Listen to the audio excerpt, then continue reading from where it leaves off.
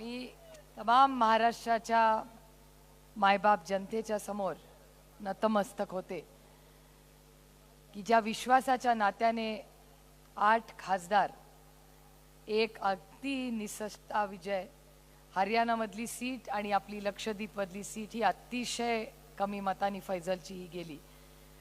पण या संघर्षाच्या काळामध्ये जे हिरे पक्षाला सापडले ते अनमोल हिऱ्यांचा कौतुक करण्यासाठी खरं तर आज आम्ही इथे आलो आणि ते सगळे हिरे तुम्ही सगळे आहात ज्यांनी या काळामध्ये अतिशय चांगल्या पद्धतीने आज इथे केलं। मी तुमच्या सगळ्यांचं मनापासून कौतुक करते, अभिनंदन करते।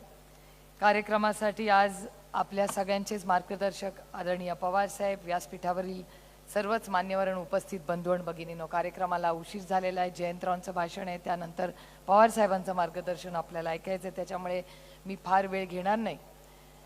पण 25 वर्षापूर्वी पक्षाची स्थापना आणि हा 25 वर्षाचा प्रवास, हा प्रवास होताना अनेक घटना कभी खुशी कभी गम अशा झालेल्या आहेत।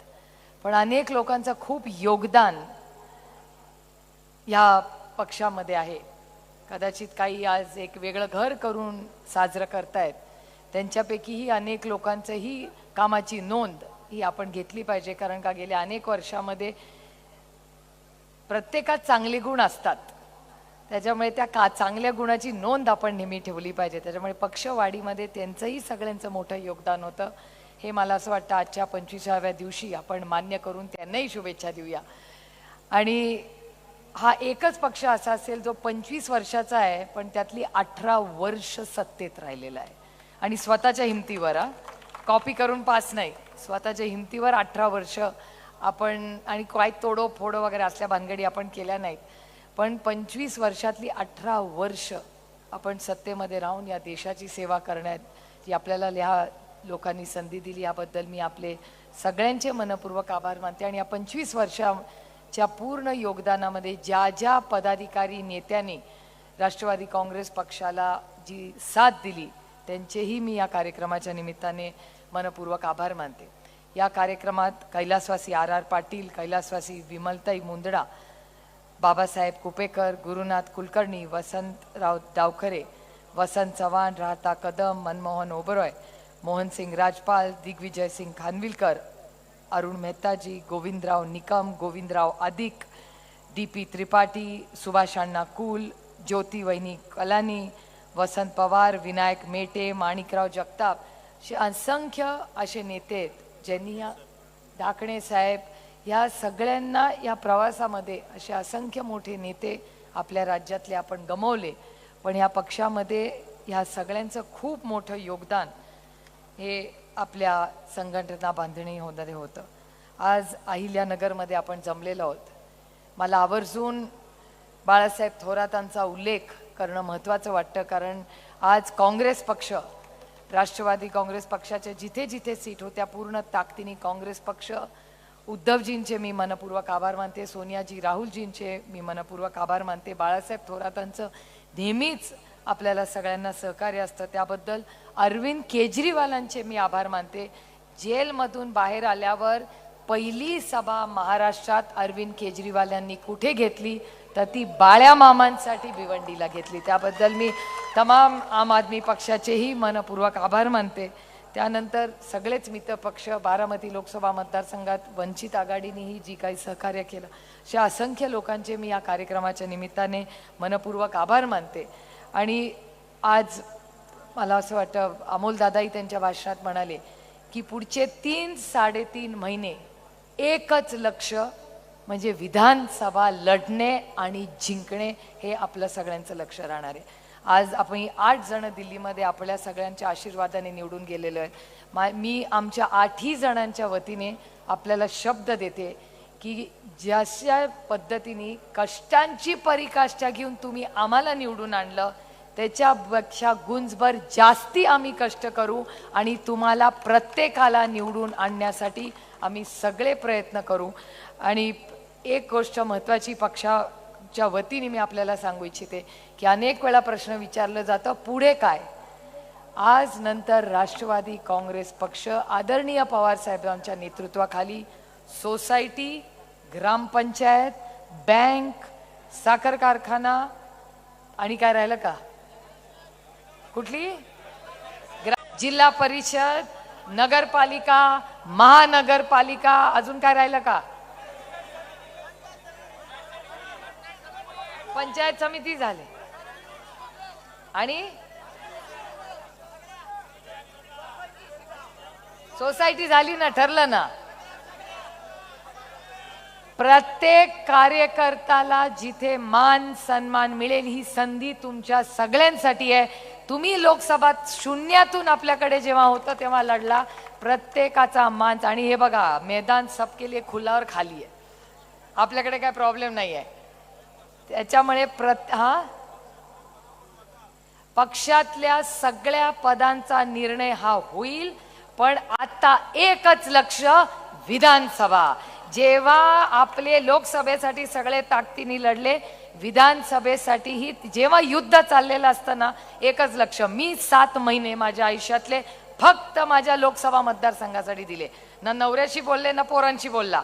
एकच लक्ष, लोकसभा. तसंच प्रत्येकाने पूर्ण ताकदीने संघटनेचं काम, आदरणीय पवार साहेब सक्षम आहेत ते निर्णय घ्यायला, ते घेतीलच. पण आजपासून फक्त फुल टाइम विधानसभेच्या कामाला आपण सगळ्यांनी लागायचं आहे. आणि आम्ही 8 जण 24 तास तुमच्यासाठी हजर आहोत विधानसभेला मदत करण्यासाठी. त्यामुळे ही आणि 2-3 मोठी आंदोलनं आपल्याला करायची आहेत, ज्याचा उल्लेख अमोल दादांनी केला. मला अजून पियुष गोयलांचे शब्द आजही मला आठवत आहेत. मी पार्लमेंटमध्ये त्यांना सांगितलं होतं की पियुषजी, प्याज का आप क्या करेंगे. मला अजूनही त्यांचे शब्द आठवतात. मला म्हणले होते 3 जिल्ह्यासाठी मी देशाला वेटीस धरणार नाही. त्या जिल्ह्यांमध्ये काय झालं तुम्ही बघितलं. तुमचा पक्षाचा मंत्री दिंडोरीमध्ये कांद्याचा काय केलं तुम्ही बघितलेलं आहे. त्याच्यामुळे तमाम दिंडोरीकरांचे मी मनपूर्वक आभार मानते की त्या 3 जिल्ह्यांसाठी काय आम्ही करू हे झालं. आणि तशीच दुधाची परिस्थिती आहे. मी तुम्हाला शब्द देते, ज्याचा उल्लेख तुमच्याही खासदारांनी केला, निलेश लंकेंनी केला आणि अमोलदादांनीही केला, की पहिला आवाज जो राष्ट्रवादी काँग्रेस पक्ष पार्लमेंटमध्ये पहिला प्रश्न मांडेल तो दुधाच्या भावासाठी मांडेल. हा शब्द मी तुम्हाला देते. आणि त्याच्यासाठी जी काही आता मला खूप उत्सुकता वाटते. एवढे नवीन खासदार आलेले आहेत. मी आणि अमोलदादा मगासपासून विचार करतोय की आता प्रश्न कुणावर करायचे. मी आणि अमोलदादा आता मागून सगळं बघणार आहे, कारण का आम्ही आता नवीन खासदारांना संधी द्यायची आहे. तर जयंतरावांनी मला फक्त सांगितलं, त्यांना फक्त सगळे काय नियम कायदे आधी समजून सांगा. ते नियम कायदे आम्ही अर्थातच ते सगळं आपण पक्षाच्या वतीने पूर्ण ताकदीने करू. पण सगळ्या साई खासदारांकडून माझ्या खूप अपेक्षा आहेत. आता संसद रत्न आम्ही दोघं झालेलो आहोत. मी तुम्हाला शब्द देते, 5 वर्षानंतर आपले उरलेले 6च्या 6 खासदार हे महाराष्ट्राचे संसद रत्न पार्लमेंटमध्ये असतील. आणि राष्ट्रवादी काँग्रेस पक्षाचा हा परफॉर्मन्स मेरिटवरच असेल. तुम्ही काही सगळ्यांनी काळजी करू नका. आम्ही सगळे तुमच्यासाठी उपलब्ध आहोत. ज्याच्यासाठी पक्षासाठीही आम्ही सगळे वेळ देणार आहोत. कुणाचीही काही प्रश्न असतील, इलेक्शन असतील, ह्याच्यासाठी आम्ही सगळे आता 24/7 उपलब्ध तुमच्यासाठी आहोत. आणि ती या संघर्षाच्या काळात जी साथ तुम्ही दिली, मी तुम्हाला खरंच प्रांजळपणे कबूल करते. एवढा चांगला रिझल्ट लागेल असं मलाही नाही. आपलं लढायचं ठरवलं होतं. अभी जो जीतेंगे हारेंगे मरेंगे लेकिन लढेंगे करून लढलो होतो. आता असंच आम्ही लढलो होतो, काहीच नव्हतं. माझ्या मतदारसंघात तर सगळी गेली होती आणि जी नाही गेली ती नंतर फोन केल्यावर गेली.